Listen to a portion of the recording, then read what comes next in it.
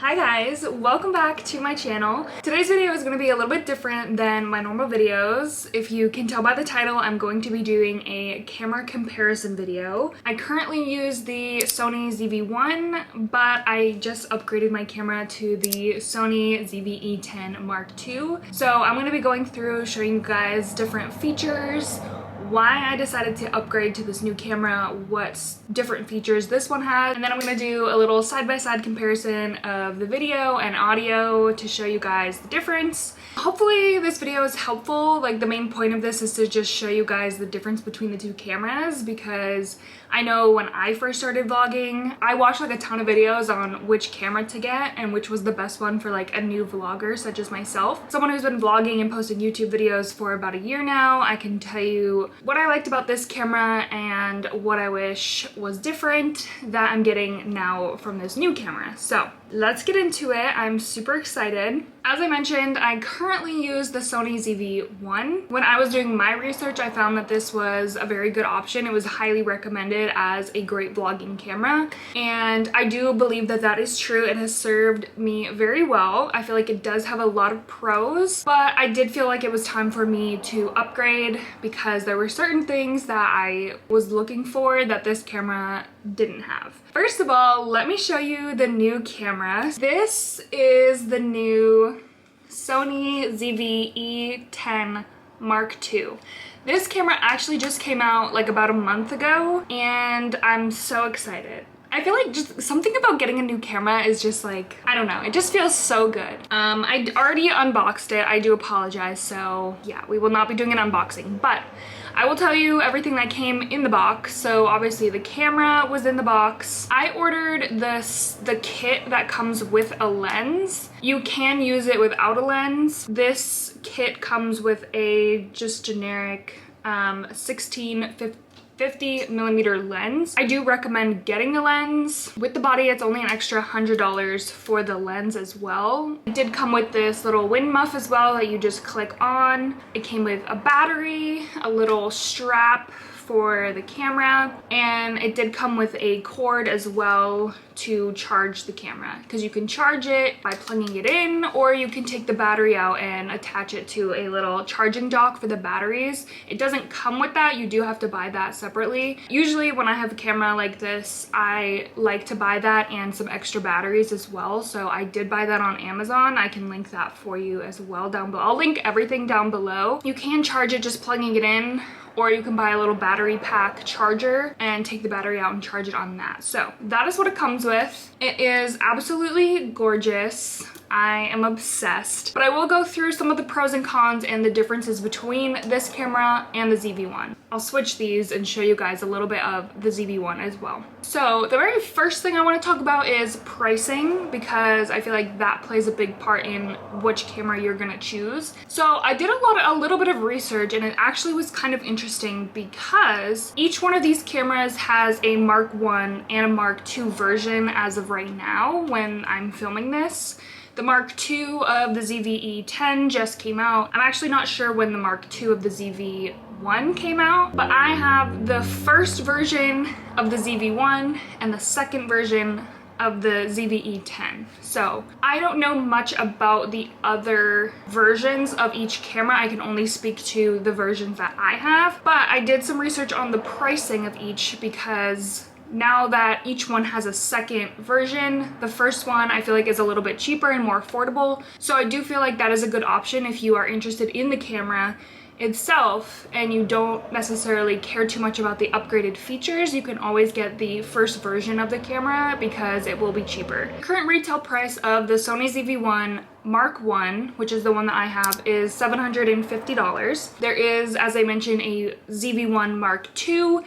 That is $900. As I mentioned, I don't really know the difference between the two versions except for the price. Then there is the ZV E10 Mark I, which is the older version. If you want just the body of the camera, that is $700. If you want the lens kit with the camera, that is $800. Then if you want the ZV E10 Mark II, which is this camera, the one that just came out, price for just the body of the camera is $999. And if you want the lens as well, it is $1,100. So I did get the the more expensive camera with the lens, but again, I do feel like it was worth it. I have been using this camera. I do plan on selling this camera as well because I'm no longer gonna really be using it. So I will make some of the money back for this camera. So that's kind of what my thought process was, to have a nicer camera. Basically, there's a lot of different price range options. I mean, the cheapest one is $700 and the highest is $1,100. So there is quite a bit of a range there. It all just depends on what you're interested in spending and what you're looking for in your camera. I'll also say I think a really good option is buying a used camera. There's no, you know, as long as you're doing your research and checking out the camera and making sure that it's like working properly and is what the seller is saying, there's no scratches on the lens or whatever. I think a really good option is buying it secondhand on Facebook Marketplace or Poshmark or anything like that, because I've actually bought cameras and sold cameras on Facebook Marketplace and Poshmark, so I don't think there's anything wrong with that if you're looking for an even bigger discount for these items, for these cameras. So that's another really good option to save some money on these cameras, because I know that cameras can be very expensive, especially when you're just starting out on YouTube, because it's a big investment to purchase a camera and then really hope that your YouTube channel takes off. Maybe you find out that you don't really enjoy making YouTube videos. There's a lot of different things that go into it. Or if it's a big investment too, to buy the camera and not know if you're even gonna like that specific camera. So again, I do think buying secondhand is a very good option if you're looking to buy one of these cameras. I will say the Mark II, the ZV-E10 Mark II camera is very new, so that one probably you won't find that secondhand just yet because it only came out like a month ago. But now I'm gonna move into some of the reasons why I decided to upgrade my camera. One of the main reasons was that I really wanted to be able to film with a wide lens. And at the time, I didn't really know what that meant because, again, I had just been starting to get into filming YouTube videos. So when I started watching some of my favorite YouTubers, they were talking about the different cameras that they use and that, you know, they use a wide angle lens. And so I started looking it up because I was like, well, maybe I'll get one for my camera. And the ZV-1 doesn't really have any options for that. They do have ones that you can attach to this lens, but basically the ZV-1 is like a single lens camera, and the lens that's on it is the lens that can be used. There's one on Amazon that you can attach to this lens, but the main difference with the ZV-E10 is this is an E-mount camera. Any camera with this E-mount system from Sony, the lenses can be exchanged. So I'll show you here. There's a little button and then you twist off this lens and this whole piece comes off, and then you can attach any lens that you want to the camera.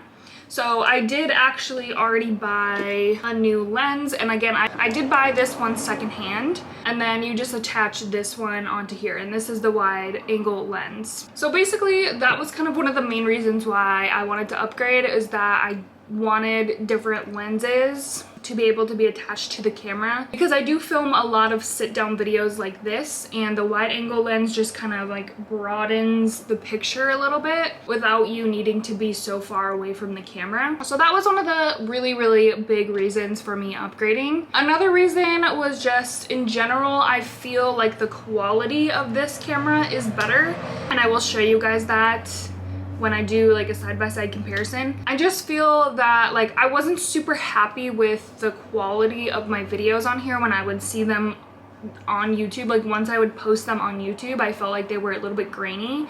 But then I also felt like it was because I was so close to the camera. If I have the wide angle lens, I might not be as close to the camera, so then the quality might be better. So I just was looking for an upgrade in quality of image as well. From the videos that I had seen of people who were filming with the ZV-E10, I was happy with the quality that I was seeing in other people's videos.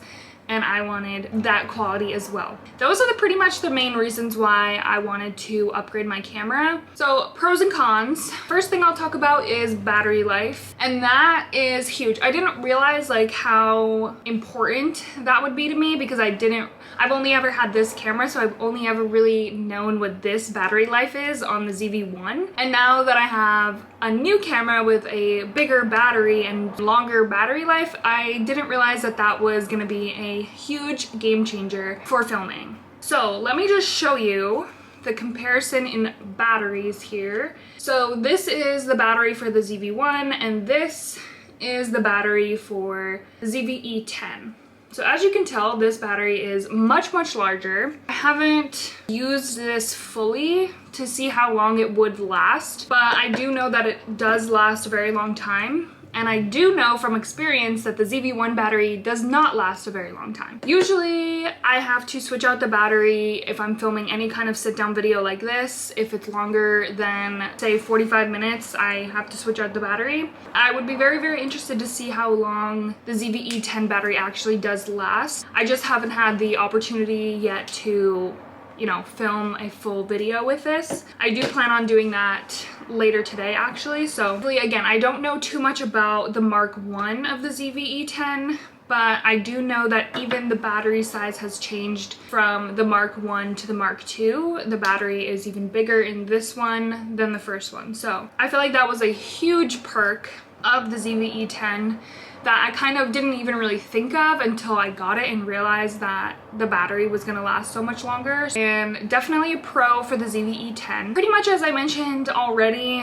one of the other pros of this camera is the interchangeable lenses. Depending on what kind of filming you wanna do, there are a ton of different Sony lenses that can be attached to this. I got the wide angle lens. Definitely a perk being able to change out the lens. The ZV-1 just has a lens that comes with the camera. The other thing I wanted to talk about was size of the camera. This is where I actually feel like the ZV-1, you know, has more perks because it is smaller, a little more compact, and more lightweight. So if that is something that you care about, and like maybe you're someone who travels a lot with your camera or is doing a lot of like vlogging out and about, then the ZV-1 might be a better option because it is more lightweight and a little more compact. Like obviously this is a little bit bigger, definitely a little heavier, and then when you do add the lens on top of it, it's pretty big.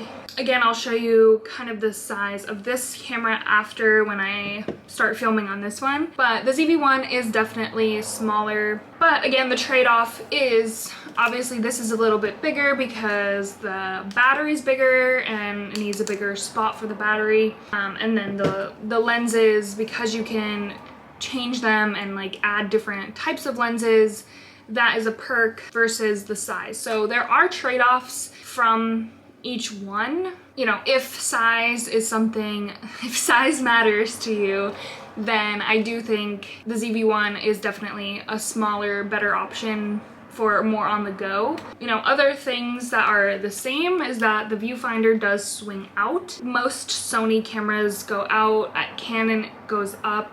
I've never had a Canon. I do feel like I would like it if the viewfinder went up, but I am so used to the Sonys that flip out, so it doesn't really bother me. And then obviously they can also both be mounted to a tripod and all the other like pretty normal functions of a camera.